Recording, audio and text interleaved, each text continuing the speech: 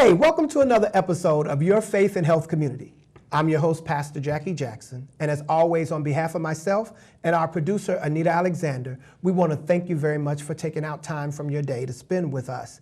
This show is a continuation of last week's show, where we had with us Lavina Bryant, who is the chapter coordinator for CSSJ, which is the Crime Survivors for Safety and Justice, as well as we have with us Sister Rakia Abdul Matokalain, who is the advocate coordinator for CSSJ. So I'm not even going to ask you about health insurance because I'm sure between last week and this week you've gotten your health insurance, and I'm sure you all should, all right? I want to thank you ladies for hanging around with us a little bit longer and just having the conversation around the gun violence that's in our community, that's wrecking our community, that's wrecking our schools. You know, it's sad that our children are doing active shooter drills in school. I mean, it's good that they're doing it because, unfortunately, it's a possibility, but it's sad that there's a necessity for it. Mm-hmm. But there are other issues as well that is really hurting all communities, and that other issue would be sexual abuse. And it's happening a whole lot more than people are aware of, or, let me say, than what people want to accept and acknowledge that's going on. That's right. And so CCSJ, yes, while it is an advocacy group for survivors of gun violence and is doing a lot of amazing work at the Capitol and in the communities, you also deal with sexual abuse. Oh, yeah. So let's jump right in that, because I'm sure there's somebody out there that could relate, that may be sitting there going, God, finally somebody's talking about it, or just some information for someone that I know. So tell me, how is CSSJ involved with survivors of sexual abuse? Okay, so let me first start off and let everybody know that I'm a survivor as well. I have been through sexual abuse myself, and for me, it was a sticky situation, and like most people, you know, feel that they don't talk about it because one thing is said all the time is, oh, you know, it happens all the time. Yeah, but people do not want to live with going through sexual abuse, no matter how you look at it. And for me, I've been through sexual abuse, but at this point in my life, I've came a long ways from where I've been. So talking about it, trying to get help was very hard for me to do. And I've kept a lot of things to myself. I ended up doing a lot of things and making decisions that was suitable for the time that I needed to make those decisions. So the outcome was never beautiful, but I had to do those type of things. And, you know, one day I hit a serious bottom for myself, and I, you know, turned to a higher power and decided that I just need to pray my way through things, and it brought me through a lot. Then I was able to share with other people, and then it was a big life-changing thing because I didn't care what people thought. I was not caring what people had to say. I don't care if it happened to everybody you knew. It was just, what do I do now to make sure that someone else is not going through this anymore? So one of the biggest things, I happened to be sitting in a class with Crime Survivors for Safety and Justice, and two gentlemen came in and they talked about things that had happened, and I'm like, oh man, like, wow, if I, you know, knew about the trauma center, because the trauma center is something that has the resources to help people, you know, maybe that would have helped. But sometimes it's not even about that. It's about the simple fact that there's something that went wrong in someone else's life, so they turned their lives into doing things that they weren't supposed to do and causing harm and pain to other people. So that is the biggest thing with sexual abuse. And a lot of people, it really goes unreported because people don't want to break up their homes. They're not really trying to tell anybody what's going on, or they just get tired and they don't want to be shamed. Like, it's their fault. Oh, you shouldn't have worn that, or you shouldn't have did this, or it's not about that. So we want I want for people to know that it's okay. And CSSJ is here for situations like that, as well as people who are going through losing someone to gun violence. We deal with a lot. Even in the situation that you had somebody in your family who knew what was going on to you or with you and did not report it. We're here for that too, because it's traumatic, it's trauma. I have experienced, once becoming a part of CSSJ, all of the things that Lavina has just touched upon, hearing other people tell me about how they were assaulted, both men and women, at a young age.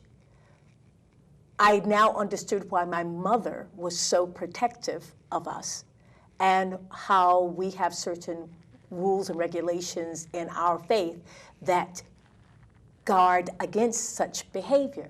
So when I had the opportunity to just listen to the people, it made a difference in them being able to tell me and know that I would keep their story and what they said to myself between them, and that I showed them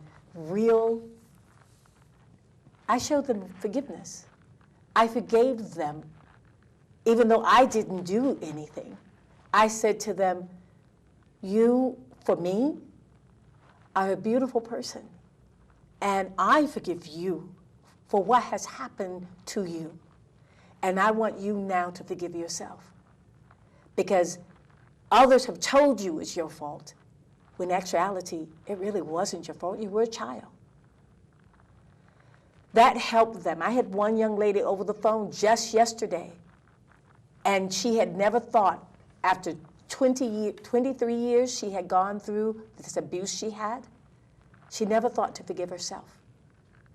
Because we do blame ourselves. Naturally, as human beings, we blame ourselves first. And people have to stop, not that they won't ever do it, but they have to learn to forgive themselves. And that's what Lavina did. First of all, she forgave herself, and realizing that, one, it really wasn't her fault. So CSSJ has this chapter where we deal with domestic abuse and sexual abuse by helping people come to terms. One of the things that we are doing is getting our people in a workshop. This workshop right here, which talks about human values. People forget all about the human value part of how we are supposed to treat each other. This thing is crooked, there it is. How we're supposed to treat each other. Because we have become complacent in our society now, where we think good is bad and bad is good. That coin has been flipped. Our children are being sorted upon. This disease is going after them, and they are our future. And if we don't get a handle on all of this, mankind has no future. People do not go after the strong ones. They go after the weak ones. Those are children. Well, I'm not a weak person, so that is not necessarily. When you were younger. Well, hold on. It all depends on the person themselves. You know, we tend to say that they go up and prey on weak. When it comes to sexual abuse, it's a whole different ballgame. And it's not about being weak, it's about how you feel about the person that is doing things to you or what they are doing to you. We sometimes put people on a pedestal because we love them and we feel these certain things for them. And we don't want our family broken up, or we don't want to expose, or we don't want people looking at us as a certain way. And in all actuality, we need to throw that whole persona, that whole portfolio about what we feel about ourselves away and just start knowing our own worth and know that if you need help, get it. If you need to talk about it, talk about it. And one big thing is that we do have a problem. If we do report that something's happened, they will break up our families. But what can we do not to have that happen if it's not solely necessary? You know what I mean? So what I'm saying is, it's sometimes it takes a traumatic situation that someone went through, and then they start doing things to someone smaller than because they know the love. That's what I meant by Because they weak. know how they feel about them, and they know that they love them, and they know where they stand with these people, and the trust that they have with them. That's what I meant by weak. And then Younger. right, and yeah, and then so what they do is they harm these people, and so with that, where did the counseling come in for them? See, that's where I'm at. And right now, because of my situation or things that's happening to me in the past, I want to be that person where you can pick up your phone and you can call me and we can talk about it and we can get this out on the air and we can figure out what is it that we can do for your family, whether it means for us to handle this situation while you all are still a unit, a family, or do we need to separate this family? Which I think it moves us to a good, excuse me, which moves us to a good place to go with this. So let's say someone's watching Right. and they're in this position, whether it's something that's happening now, whether it's, because you mentioned men. There could be a man who was in a correctional institution that may have been preyed upon. Of course, And yes. so now he's dealing with that, or a woman who it happened as a full-grown woman or as a child. But in any of those scenarios, if someone is saying, I need help, and they hear or see your organization, what are the steps of getting help? What is a normal, or as normal as we can call this, call to CSSJ reaching out? For me, we work very closely with the Trauma Recovery Center. That's first off. So Now, which trauma recovery? the are we Seven Hills speaking of? Neighborhood House. Okay. We do believe in taking them there, and then that's where the healing and the help starts to kick in first.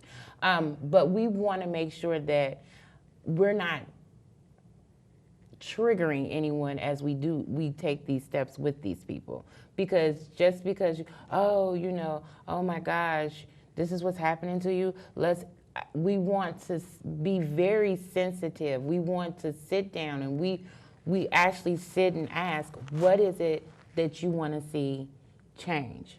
Because you can ask somebody, do you want me to get you help? And you start to get them help, and that's not the help they meant.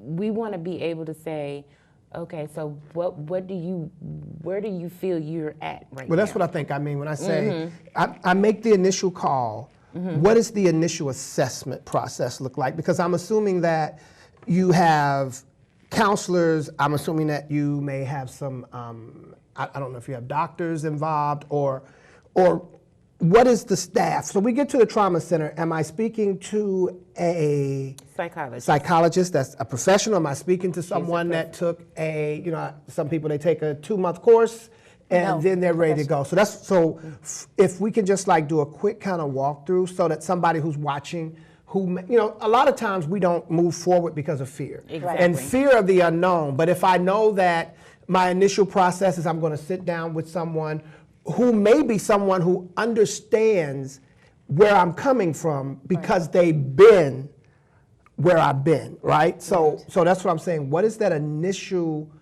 assessment process to get you to the next spot?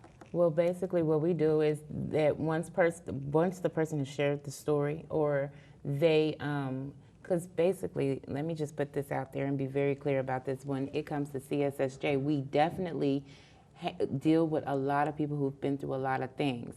But when it comes to personal things and them wanting to get help, the Trauma Center is where we sit and take them, and we will go with you by hand if needed. So at that point, they will talk to someone in intake, and intake will start to reach out to doctors, psychologists, anyone that is relevant to their situation or to what they're got going on that can bring in more help for them. Right. So that's exactly how we do it, because we want to make sure that policies are changed, don't get me wrong, but at the same time, we're being very careful about what it is and how we're trying to help people as well. Because some people come to our group just to get that off their chest. Some people come and just want to hear that somebody else has gone through what they're going through. Because everybody has an individual, you know, when we get into the one size fits all for anything, that's usually, to me, where we start screwing up. Because I assume Exactly. that if this person, all they need is an ear, and they seem to be Yes. moving forward, the other person may need a whole arm. Yes. The Right. ear is not going to take care of it. Right. So, I reach out to CSSJ. I go through the assessment Right. with CSSJ before I go to the trauma center, or as soon as I reach out to you, am I being sent to the trauma center? No, we talk to you first. Yes, we'll Because- definitely talk to you first. One of the things that we have found is that it takes people a little bit of time to give the whole story. Sometimes it's just they start to talk and the tears begin to flow. And then they want to stop. And that stop can be a week or two. We're still here. The door never closes for them or closes on them.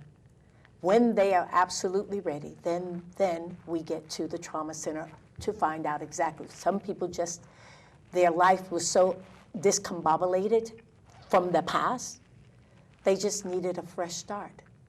And the trauma center has some of the things that we can, housing for them. Okay? After now that they have dealt with what has been really on their chest, weighing them down. And now they can start their lives again, and they help them with that. We have all the other organizations that can do the same thing. So it's not just I contact CSSJ, we talk, and then there's a soft handoff to to the trauma center, and then CSSJ is like, okay, see you, we're on to the No, next because one. that's not what we're wanting people to think about crime survivors for safety and justice. When you think of crime survivors as for safety and justice, we want you to think this is a place where you can come share your stories.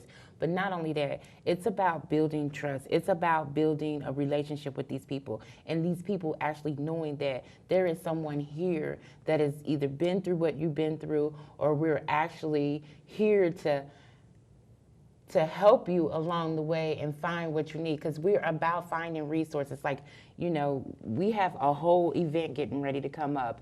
And What event is that? And it's in July, and we're doing like this a resource fair, like a job fair, but instead of jobs, it's resources.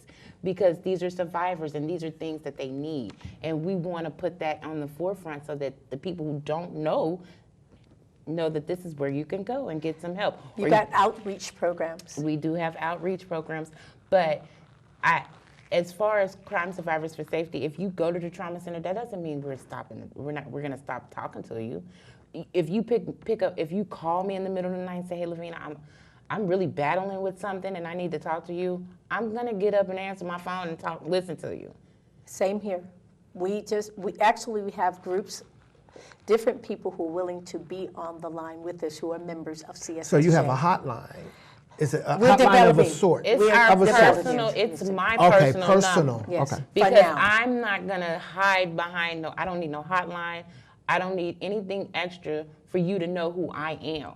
I'm gonna sit here and I'm gonna listen to you. If my mother calls me, you're gonna call me too, just like mommy called me. But I wouldn't go so far as to say, and I understand from your standpoint, that those who work a hotline are necessarily hiding No. behind the hotline. It's not yeah. that they're hiding, but you just take a more personal, Approach. hands-on approach to it. I do. And I'm assuming you do the same. Yes, So let me CSSJ ask you is this. like that. You mentioned resources. So what type of resources are we talking about that?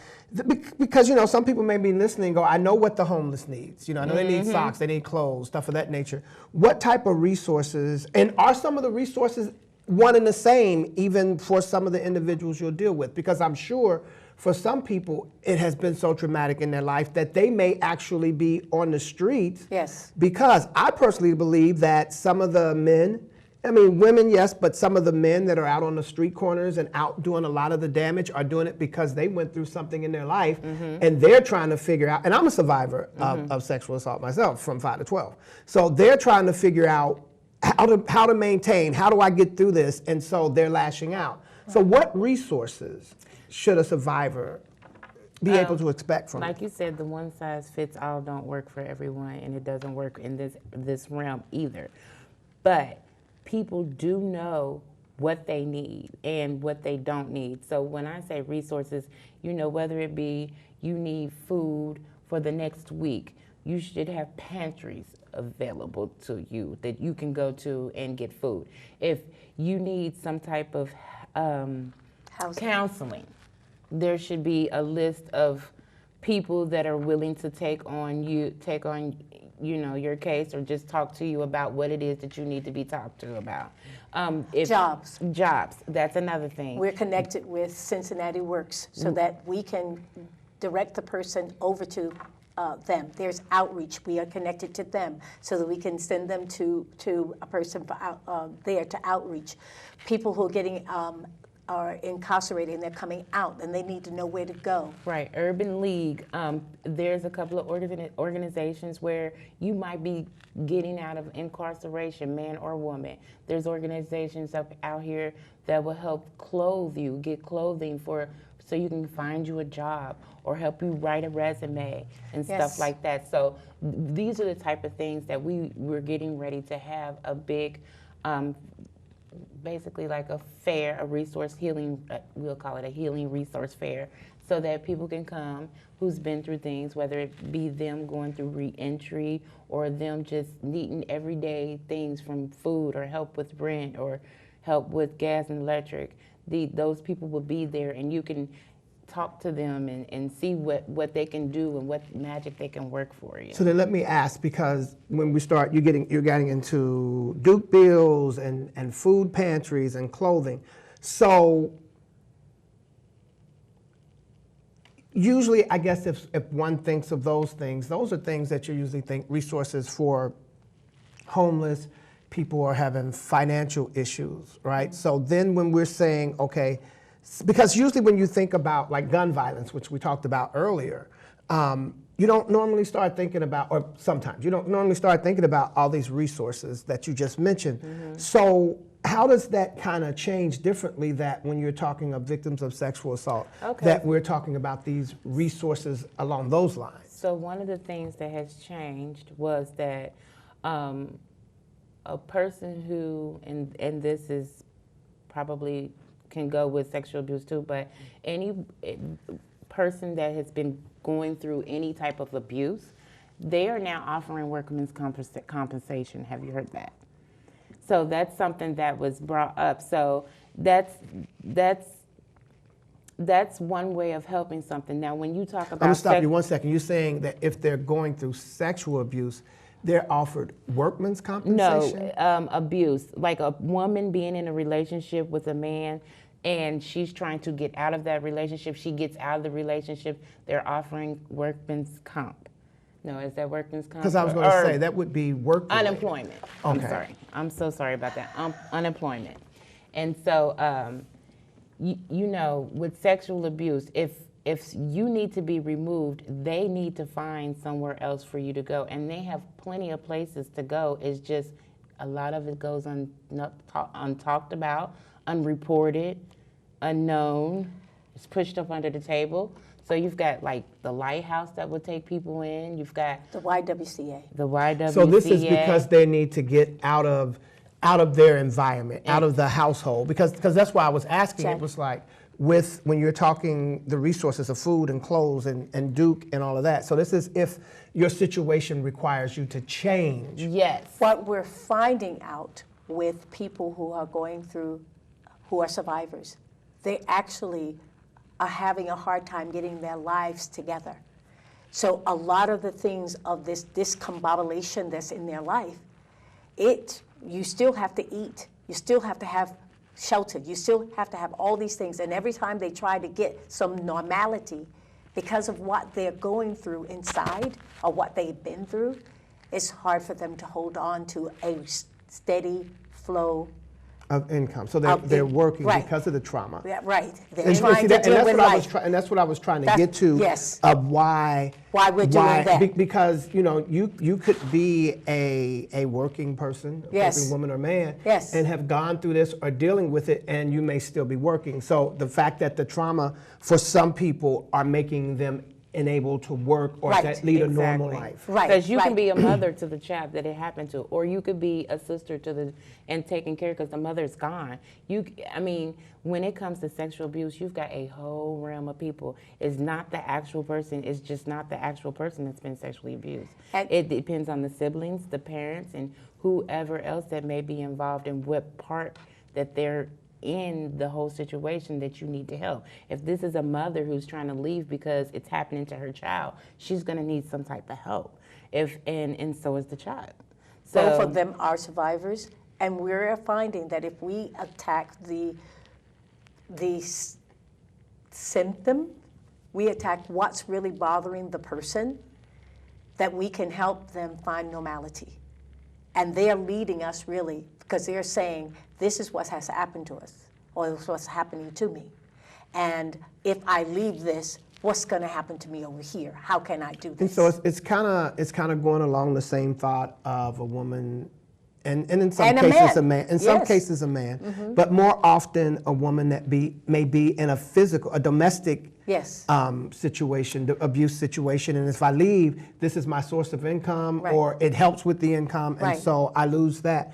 And I think what definitely we've been able to uncover, not that I guess it's been a secret, is that this whole situation of sexual abuse, just like the gun violence, it is tearing up homes, it is Yes. tearing up communities. Yes. And even with both, there are people who need help. Yes. But, and especially in our black community, when you start talking about therapists and all that, that is not the major norm in a black community. So we Exactly. deal with it ourselves. I can handle it. I'll make it work. And I think that we're seeing with CSSJ and other organizations as well that there's help. I guess what I'm saying is there is help for you. If you are in this situation, it doesn't matter if it happened 50 years ago or if it happened 50 seconds ago. Very If good. you are in this position, if you are in a situation that you need, you can call CSSJ. You can reach out, and then they can connect you to the trauma center. They can connect you with professionals that can take you on that next step. But the good thing is, it's not just a handoff and saying, good luck, deal with it, hope everything works out. Right. They are still there to help you, to be there for an ear, maybe even accompany you. I don't know, I don't want to put words in your mouth, but maybe accompany you to a session because you may be afraid to go alone or don't Yes. have anyone that Yes. you can take with you. So I would love to continue this because it is just, it's needed. The conversation is needed, but I have Jackie. only a couple of seconds to Mental. close out. We're trying to go towards a mental abuse situation as well, because we're dealing with mental abuse or mental challenges for people as And well. so mental health, we know that there are mental health issues which are circling around, whether sexual abuse, gun violence, domestic abuse, that's there. Listen, I would love to keep talking to you. We need to keep talking to you. And I Yes. guarantee you that I will have these ladies back if I have to go find them and bring them back here. But it's important that you examine yourself. It's important that you look at where you are, look at what you're dealing with. And if you know that you need help, listen, forget what you heard. Go get help. Forget what somebody told you. You don't worry about it. And listen, Amen. and let me say this for you. We have God in our life for a wonderful and beautiful reason, but the Bible tells us to use wisdom. So wisdom is God gave individuals the mind to be able to learn, retain, and regurgitate what they learned to be a help to you. Don't be afraid to get spiritual counseling as well as clinical counseling so that you are Yes. whole. Salvation is completion. Yes. And you can't be complete if you're not dealing with the things that's kind of holding you back. So thank you again for joining us. I have a lot of emotions I want to get out, but we're not going there. So listen, stay faithful, stay healthy.